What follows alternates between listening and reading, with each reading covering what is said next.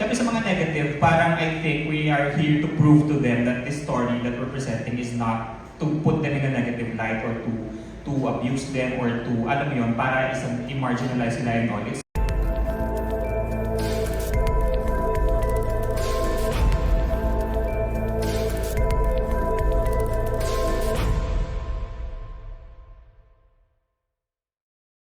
Saan po galing yung idea ng story at saka paano po kayo naghati ni Direk Topel dito sa pelikula ng ito? Hi and good afternoon. So, originally kasi, this is brainchild talaga ng Direk Topel at saka ng writer. So, sila talaga yung conceptualist nito. I think sila yung... Ako kasi when I came in, after 2 days ng Direk Topel, I came in, tapos sinala ko na siya, ako na yung tumapos. So, yung with regards to paano yung concept na yun, actually sila Direk Topel yung bumuo ng concept na yun. Siyempre, parang excited sila about the concept ko. Paano mo kayo ma-explore natin itong mundong ito at kung paano, ano yung mga karakara na pwede natin i-explore sa ganitong klaseng milieu. So, I think sila yung mas makakasagot. Pero I think when I came into the project, nakita ko na, oo nga, bakit hindi? Exciting nga siya in a way. Parang hindi ko siya nagagawa before, hindi ko siya na-explore before in a mainstream setup. So parang sabi ko, exciting din siyang gawin. So, yun. Fantastic. Direk Easy, ano po ba gusto nyong anong take away ang gusto nyo na makuha ng mga audience dito sa Fantastic natin? Well, ang main takeaway ko, ang gusto kong maiuwi ng audience after watching this movie is gusto kong malaman nila na how beautiful this industry is.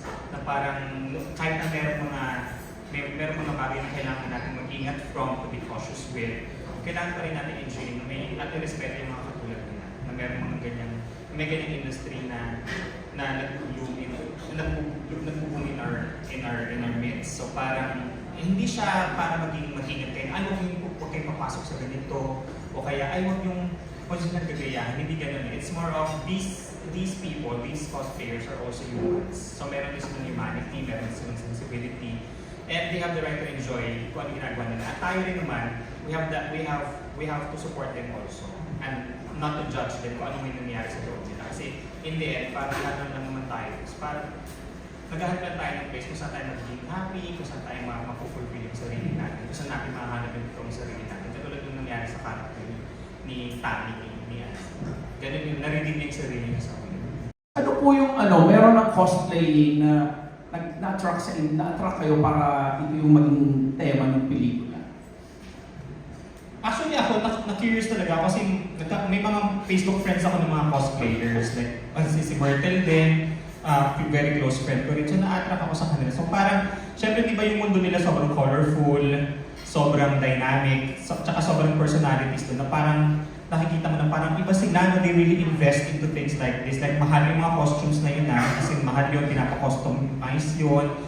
Tapos once lang nila pwedeng magamit kasi kapag nakita na syempre pag inulit nila for special occasions na. At saka yung vocation na ginagawa nila, hindi siya masasabing cheap. Talagang siya, very very high-end siya na klase ng hobby kasi ang dami yung kailangan gawin. So parang ako, na-curious ako sa paano nga ba yung mundo nila, paano yung sensibilidad nila, paano yung sexualidad nila, parang gano'n. Kasi syempre most of their costumes are provocative and suggestive. So parang naisip ko what if yung ganitong klaseng titillation ang i-explore natin and make them human and make them, reachable para alam natin na kahit nasa behind all those masks and makeups that they do, alam natin na tao sila, may needs, may learnings, may mga pinagdadaanan din, may struggles din. Hindi naman sila basta all glitz and beauty lang in front of all those costumes that they do.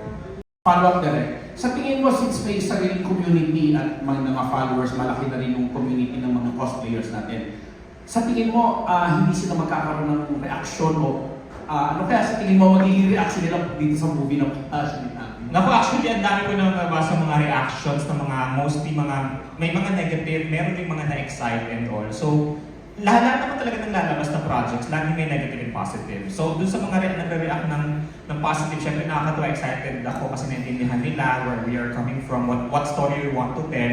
Syempre sa mga negative, parang I think we are here to prove to them that this story that we're presenting is not to put them in a negative light or to abuse them or to, alam mo yun, para isang i-marginalize sila and all. It's more of, we're trying to represent a story na alam namin na pwede namin maikwento in such a way na hindi kailangang, walang disrespect na kahit sino. Parang ganun. Correct. Ano ang masasabi niyo sa cosplay community that express their opinions sa movie na to? Well ako, lahat naman talaga ng movies, like what I said before, lahat naman talaga ng movies, talagang may ano yan.